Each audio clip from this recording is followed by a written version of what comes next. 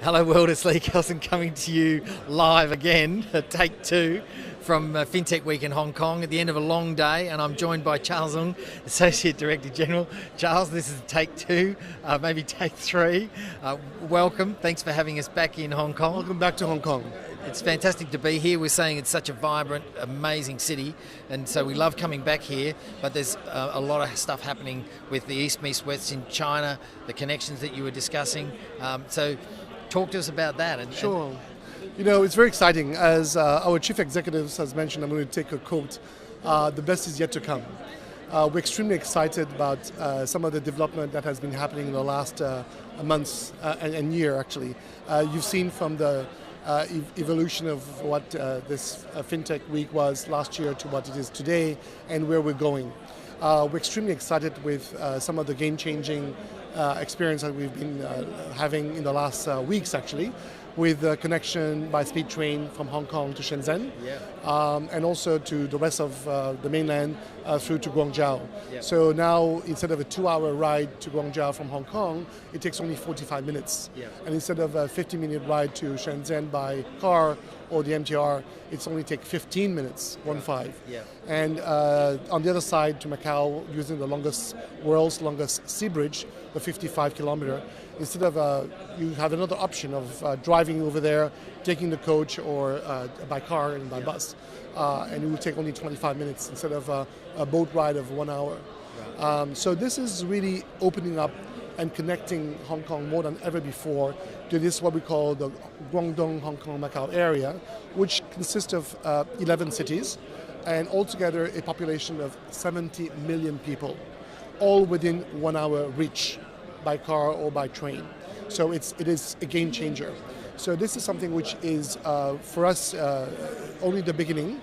And as we integrate the economy, as more and more larger companies are actually using innovative technology and tapping into that, we're going to see a lot of transformation. So somebody was describing the fact that Hong Kong is a global financial center, but next door to us, Shenzhen, is the most innovative technology city in mainland China. And also next door to that, in Dongguan and Zhongshan, and in the area of what we call the Greater Bay Area, there's a transformation where there's a lot of manufacturing being done. I would call high-end manufacturing, using robotics and manufacturing 4.0 and so on. And so we are very excited about what's happening here because when you think about it, what we're looking at is the Internet of Things.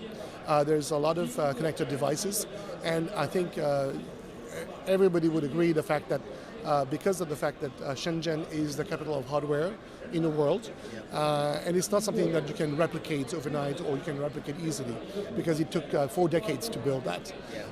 And basically, if you're looking to build any IoT or connected device, integrating software, hardware, and design, Hong Kong is the best place where you can start, using Hong Kong as a place for ideation to commercialization, and then if you want to scale up manufacturing, and more importantly, if you want to deliver your products within 48 hours anywhere in the world, this is where the place to come.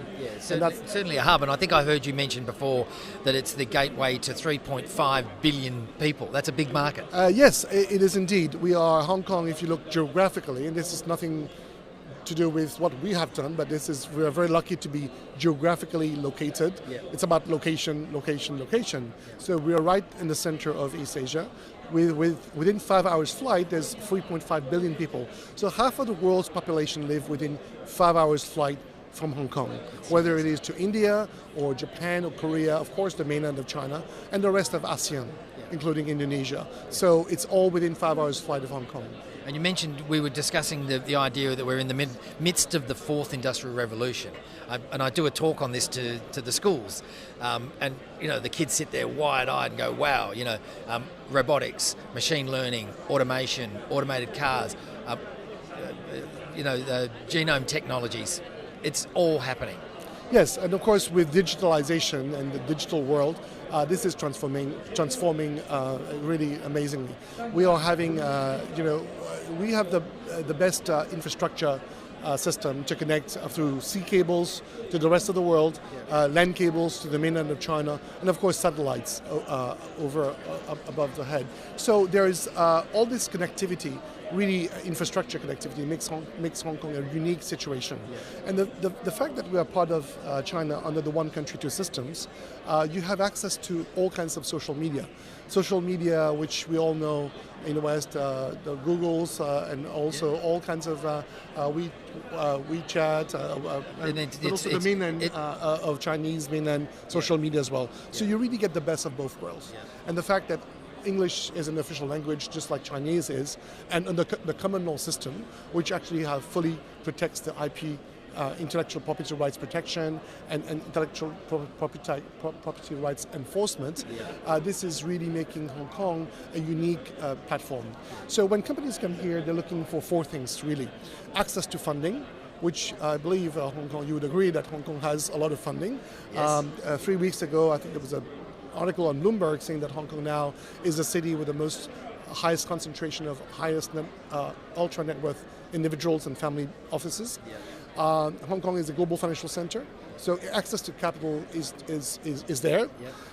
Access to production, of course, just next door to us, where if you bring in a prototyping and you want to scale your product production in a very quick way, and also deliver it anywhere in the world, that's the best place to do it. That's why we're building the third runway at the airport to really cement our position as the number one air cargo place in the world. So access to production, access to funding, access to a market.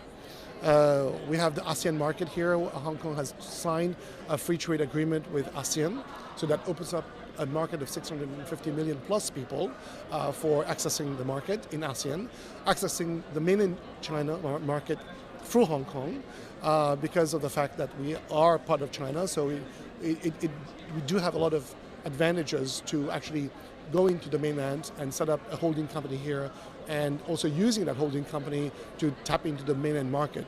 As you know, China is not just one market. It is a continent of many markets. Yes. So it is a very daunting, sometimes task for a small business or an entrepreneur to go into the mainland. And Hong Kong is the best place to do that. And of course, access to talent, which is very important as well, because we do have 8 universities here. Actually 9, we're going to have 9 universities. One was just announced yesterday.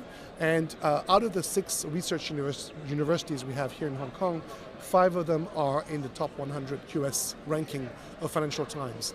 We're the only city having these 5 universities in the top 100 Financial Times QS ranking. So this is something which is very, very unique.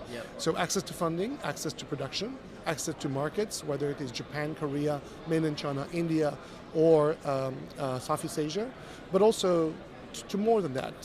We're building all this infrastructure and connectivity to the rest of the world. So a lot of companies, they like to, especially startups, whether they are FinTech or they're into smart city technology or into biomedical or AI or robotics, they actually use Hong Kong as a living lab, as a showcase, as a global launch pad. And so we are very, very excited about the prospects and the opportunities. And as you can see from the presence here, a lot of the companies are here to really tap into the business. For FinTech companies in particular, there is this B2B, very, very big importance, because we have a lot of corporations here. We have over 8,000 plus corporations here, and more than close to half of them use Hong Kong as their regional headquarters, regional office. But we have over 330,000 SMEs, small, medium enterprises that are looking for solutions, as well as over close to 3,000 startups. So there's a lot of business opportunities right here in Hong Kong from the B2B. But more than that, because a lot of these corporations or enterprises that are based in Hong Kong, their business is not just Hong Kong. Hong Kong, in comparatively speaking, is a small market of 7.3 million people. But they're looking at the Asian market, the Chinese market, and the Indian market, and also even as far as the Middle East and so on. But based in here, they can tap into these markets very easily and effectively as well. Fantastic. Charles, thanks very much for your time. It's been an excellent day here today. We'll be back here tomorrow. Check out Hong Kong, Invest Hong Kong. You guys are the people to speak to if you want to bring your business here, or you're interested in knowing how to do business in Hong Kong. And keep watching, subscribe to the channel, press that bell, and we'll be bringing you more live interviews from